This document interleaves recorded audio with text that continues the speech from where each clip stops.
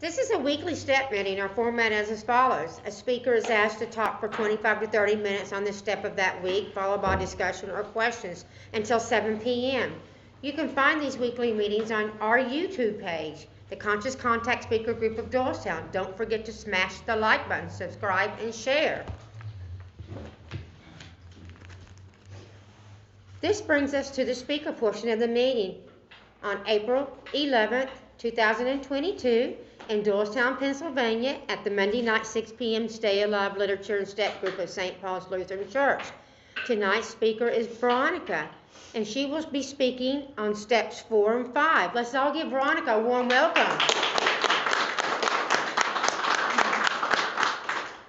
Hi, my name is Veronica and I'm an alcoholic. Hi, Veronica. My sobriety date is January 12, 2004. I haven't found it necessary to pick up a drink or a drug since coming to Alcoholics Anonymous. My home group is Feet First Speakers Group. It meets Monday nights at 8 o'clock, and in the summer we're outside, which is nice. It's probably starting in May. We'll be outside, and it's a 1-hour speaker meeting too. When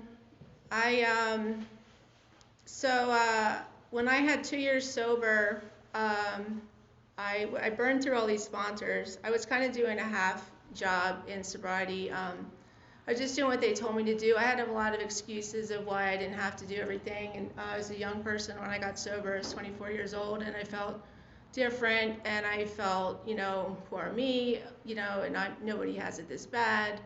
And I also suffer from depression.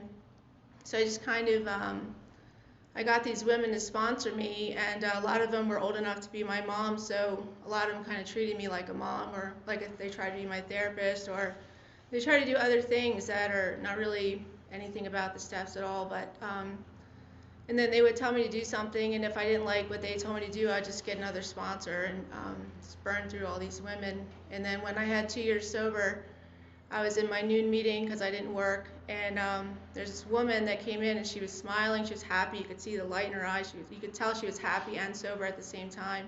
And I was miserable and sober at the same time. I was overeating, I was depressed, I was very sad and unhappy. But I could tell that she was happy and sober at the same time, and I got her number, and the only reason I asked her to sponsor me was because the sponsor that I had at the time was moving, and she told me to get another sponsor. So I asked this woman to sponsor me, and she said, "Have you been through the steps?" I said, yeah, I did it 4 and 5, yeah, I did it 4 steps.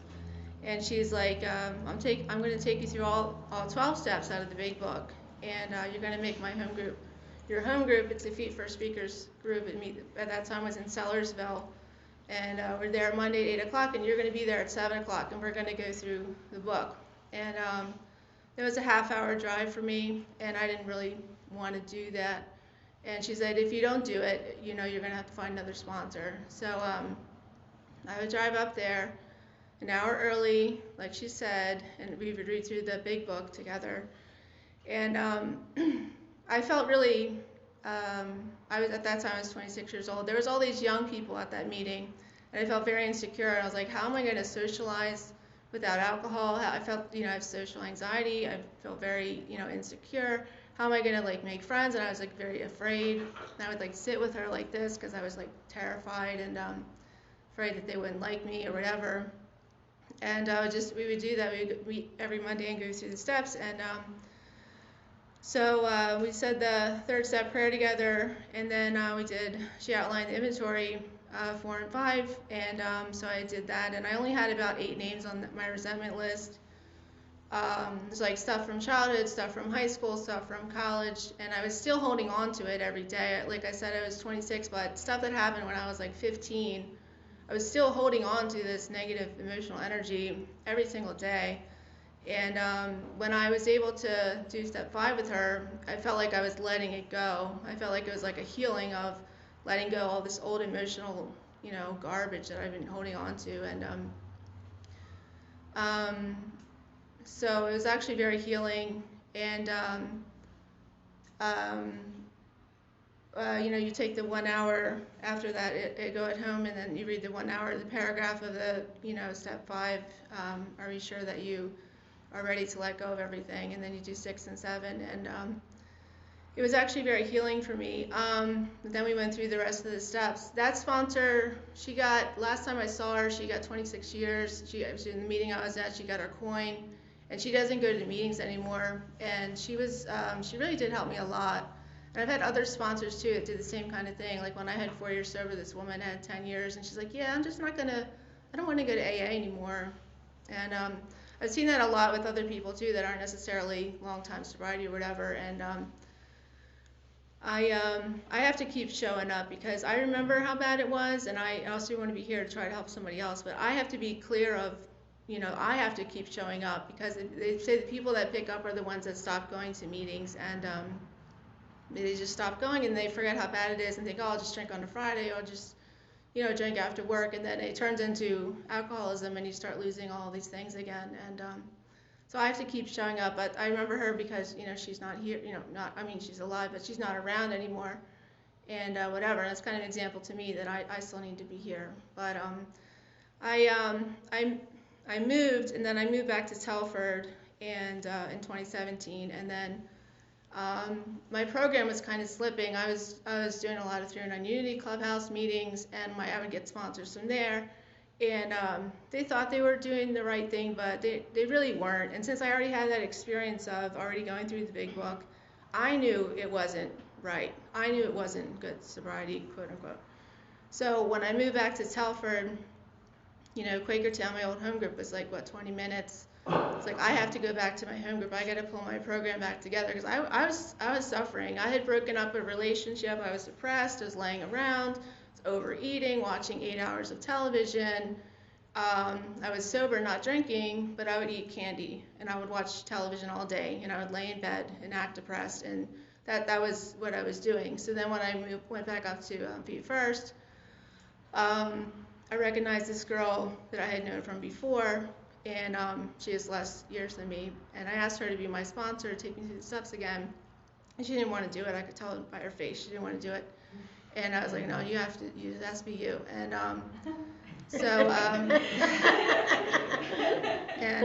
because I was telling her, oh, I really got to get back to church. She's like rolling her eyes at me, and she didn't want to hear it. And anyway, so she's still my sponsor, and she's probably the best sponsor I ever had. But so she's taking me through the steps like every year, and recently I just went through it again. And my dad passed away in 2019, and I was just in the middle of a 4 and 5 with her, and I was able to take apart some of that stuff because I had all this stuff about my dad, and he got divorced from my mom, and I had all this emotional stuff that it's old stuff, and I had ideas of how a parent should be, what he's not doing it right, he's not living up to expectations. I had all these stuff, and by inventorying it out, I was able to let go of that and have a lot of forgiveness for him, and so that was helpful. My mom passed away in 2020. I don't want to cry, but she had cancer for a year, and I helped her with that. And I was in this, I was doing this caregiving job separate from her. It was before she got sick. I was doing this caregiving job, and I was taking care of this woman, or I was learning how to take care of a sick person. And then my mom got sick, so I already knew how to do it. I don't want to cry. So it's kind of like God lined that up. Like it was like, okay, we're going to get you ready to do that. And then I did it. I was able to help her out a lot. And, anyway, so she passed away, and my aunt helped me out. My aunt's over, like, 28-something years. And she showed up for me. AA showed up. She helped me, unpack the house and take the pictures off the wall and send stuff to the thrift store. And she helped me with the financial stuff and the mortgage and the will.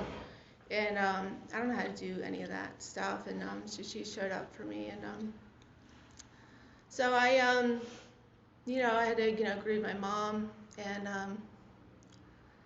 I feel like I did. I feel like I got through it, without having to pick up a drink or a drug, and still going to meetings. Then we had to quarantine, and I still do a Zoom meeting. It's 8 o'clock every night that I like, and I've chaired it in several months, and I've spoken on Zoom, and I go in person. I go to 2 meetings a week in person, and I sponsor women.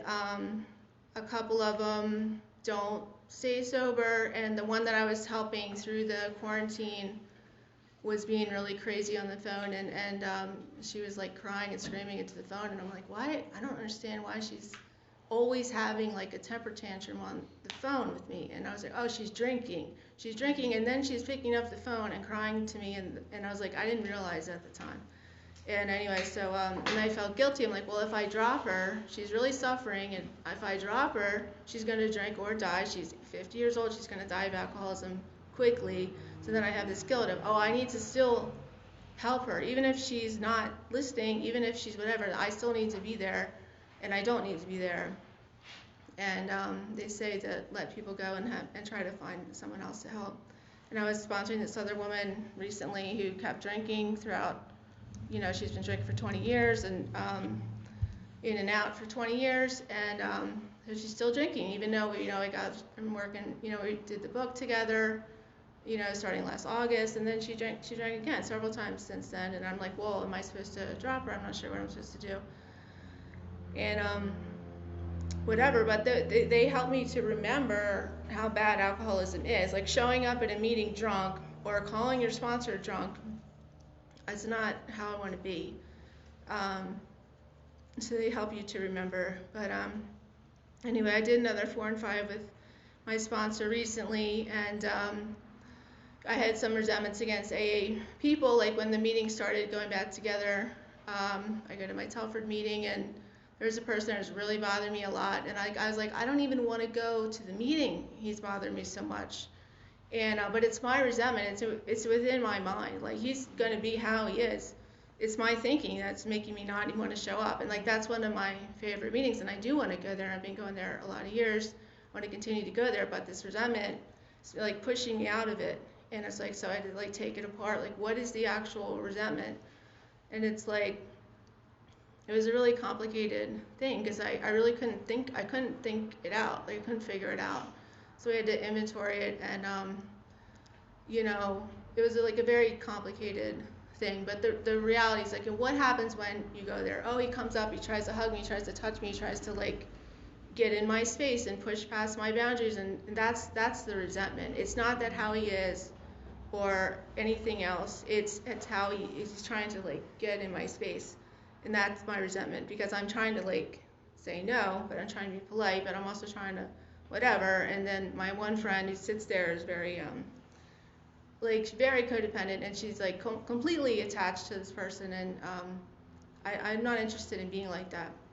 Also, to me, he's very mentally ill, and I'm afraid of, my dad had mental illness, and he reminds me of my father in the way that, oh, I'm going to have to take care of this person emotionally, and I feel like even if I get close to him even a little bit, I'm going to have to be attached to him emotionally, and just from the experience of being around mentally ill people, it's like I have no interest in being close to him at all. I can't see that. I'm sorry. But my son was calling, but oh. I have it on mute. I'm sorry. So anyway, so the inventory really helped me to drop it, but the resentment is within my own thinking. It's not how he is or what, it's how I think about how he is. And also it's my past experience with my father or other mentally ill people that brings that up. Like, when is the first time that happened? It's like, oh, that's the first time that it happened. And the inventory helps to like to let it go, because if you're inventorying it out and it lets it go. So my sponsor has me do a resentment list and a fears list, and the fears list was very helpful, because if I have these fears, it's like, what am I doing or what am I not doing as a result of these fears? And a lot of my stuff is acting depressed. Like, I will avoid, I will shut down, I will lay in bed, I will act depressed because I'm too afraid to either have like social anxiety or whatever the fear is. My action is, I'm going to shut down and sleep because I can't deal with the fear. And so I do have actions that help, that are perpetuating it. And also then you go like, what is the worst thing that would happen? Like, there's this girl at my job, and she yells at the customers, she yells at the employees, and it really bothers me, and I kind of just like stop. Like, I try to like not like I don't want to whatever. And so I had a resentment to her, and it's like, what are you afraid of will happen? It's like, oh, I'm afraid I'm going to fight back with her. I'm afraid I'm going to yell back at her. And then what? Then I'm not going to be able to go to my job. I'm going to have to quit my job. I have to find another job. I'm going to have to do all these things. Because if I did yell at her, then how can I show up? I couldn't show back up at work. So the fear is like quitting my job. And then, okay, so then what? And then eventually, oh, I have to find another job. And the end result is drinking. And then I would pick up a drink, right? And then die or inpatient or whatever. So the end result is drinking. So when this girl's yelling, it's like, my fear is, oh, I'm going to fear of drinking. It's not even that she's being loud or annoying. It's that I'm fear of drinking. And then when you take it all apart, it's like, oh, so it's not even her. Like, who cares what she does? You know what I mean?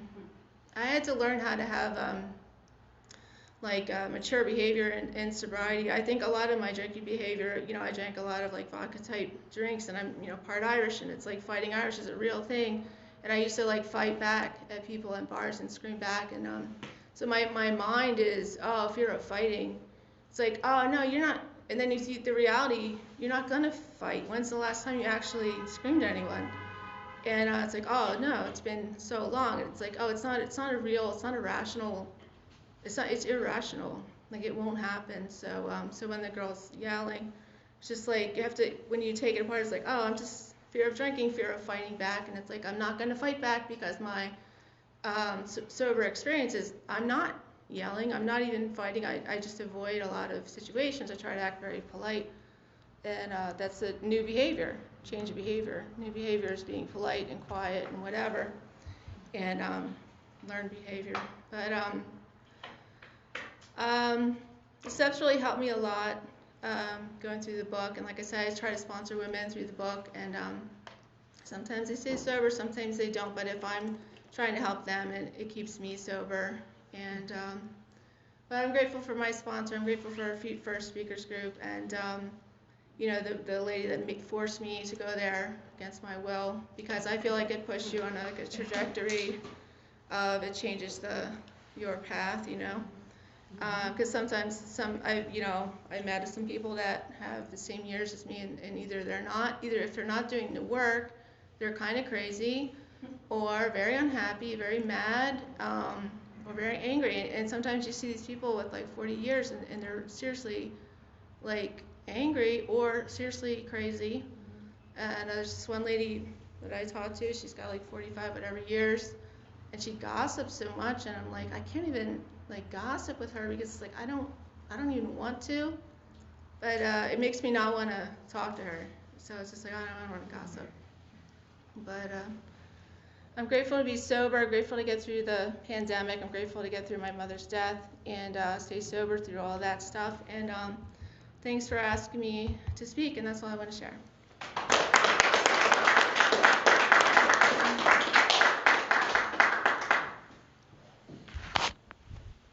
Guys, please limit your sharing to 3 minutes. Please keep your shares related to this step. If you feel like drinking or you've had a drink today, please see me or speak to someone after the meeting. We ask that you please refrain from the use of profanity. We are in a church and on a spiritual journey. So now let's open the meeting.